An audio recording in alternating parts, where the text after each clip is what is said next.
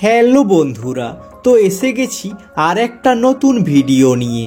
আজকে আমি আপনাদের বলবো বাংলা সিনেমার এক সময়কার জনপ্রিয় নায়িকারা যারা তাদের অভিনয় দক্ষতায় আমাদের মন জয় করেছিল, তারা বর্তমানে কোথায় আছেন এবং কি করছেন। তো চলুন শুরু করি। নাম্বার 1, শিল্পা ভট্টাচার্য। মনে পড়ে মন মানে না সিনেমার শিখাকে। প্রসেনজিৎ চ্যাটার্জির বিপরীতে নবাগতা অভিনেত্রীর অভিনয় নজর কেড়েছিল অনেকের।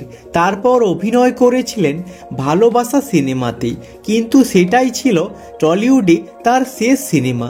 তারপর অভিনেত্রী তার বাবার আদেশে পড়াশোনা কমপ্লিট করতে অভিনয় ছাড়েন। কমার্শিয়াল আর্টস নিয়ে পড়াশোনা করেছেন তিনি। তারপর অভিনয় করেছেন বিভিন্ন যাত্রাপালাতে। 22 বছর পর আবার টলিউডে পা রাখতে চলেছেন তিনি। নাম্বার 2, বর্ষা প্রিয়দর্শিনী। জোর, টক্কর, গোলমাল, মস্তানের মতো বাংলা সিনেমাতে দেখা গিয়েছিল অভিনেত্রীকে। বাংলা ফিল্ম ইন্ডাস্ট্রির পরিচিত মুখ হলেও উড়িয়া ছবির নামী তারকা হলেন বর্ষা প্রিয়দর্শিনী। গত 13 বছর ধরে টলিউডে দেখা মেলেনি অভিনেত্রীর। বাংলা সিনেমাতে না দেখা গেলেও উড়িয়া ছবিতে একের পর এক কাজ করে গিয়েছেন বর্ষা। 2014 সালে অনুভব মহান্তিকে বিয়ে করেন তিনি এবং 2023 সালে ডিভোর্স হয় তাদের। এখন অভিনয় ছেড়ে রাজনীতিতে মন দিয়েছেন তিনি। নাম্বার 3, প্রিয়াঙ্কা উপেন্দ্র। 2002 সালে সাথী সিনেমাতে জিতের সঙ্গে তার জুটি নজর কেড়েছিল দর্শকদের। তারপর একে একে সঙ্গী, অগ্নি পরীক্ষা, হ্যালো মেম সাহেব, গোলমালের মতো বাংলা সিনেমাতে তিনি অভিনয় করেছেন। এরপর তিনি হারিয়ে গেলেন টলিউড থেকে। আসলে প্রিয়াঙ্কা উপেন্দ্র বাঙালি অভিনেত্রী ছিলেন না। টলিউডে সেভাবে প্রতিষ্ঠিত হতে না পেরে সাউথের সিনেমাতে অভিনয় করতে শুরু করেন তিনি এবং তারপর বিয়ে করেন সাউথ সুপারস্টার উপেন্দ্র রাওকে। 2 সন্তান নিয়ে এখন সুখের সংসার তাদের। নাম্বার 4, অনু চৌধুরী। টলিউডে তার হাতে গোনা কয়েকটি সিনেমা আছে। সেই তালিকায় আছে রাজমহল, রামলক্ষণ, সূর্য, দাদার আদেশের মতো জনপ্রিয় সিনেমা। কিন্তু 2011 পর তাকে আর কোনো বাংলা সিনেমাতে দেখা যায়নি, কিন্তু চুটিয়ে অভিনয় করেছেন উড়িয়া সিনেমাতে। এখন অভিনয়ের পাশাপাশি তিনি সামাজিক কর্মী, বাচ্চাদের জন্য কাজ করছেন। 2012 সালে প্রথম স্বামী সন্দীপ মিশ্রের মৃত্যুর পর পরিচালক বিশাল ভার্মাকে বিয়ে করেন তিনি।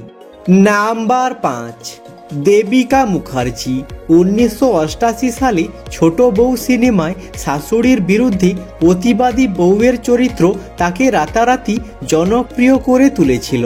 প্রসেনজিৎ চট্টোপাধ্যায়ের সঙ্গে তার জুটি খুবই পছন্দ করেছিল দর্শকরা, কিন্তু এরপর তাকে আর কোনো সিনেমাতে দেখা যায়নি। হঠাৎ তিনি কোথায় হারিয়ে গেলেন? বর্তমানে কি করছেন তিনি? আসলে ছোট বউ সিনেমার পর তিনি ব্যস্ত হয়ে পড়েন তার সংসার জীবন নিয়ে। সেই সঙ্গে যাত্রাপালাতে অভিনয় করতেন তিনি, তাই সিনেমাতে আর অভিনয় করেননি দেবিকা মুখার্জি। নাম্বার 6, চন্দনা শর্মা। 2004 সালে মুক্তি পাওয়া প্রেমী সিনেমার মাধ্যমে তিনি টলিউডে প্রবেশ করেন। জিৎ এবং যিশু সেনগুপ্তর সঙ্গে তার জুটি সাফল্য পেয়েছিল বক্স অফিসে।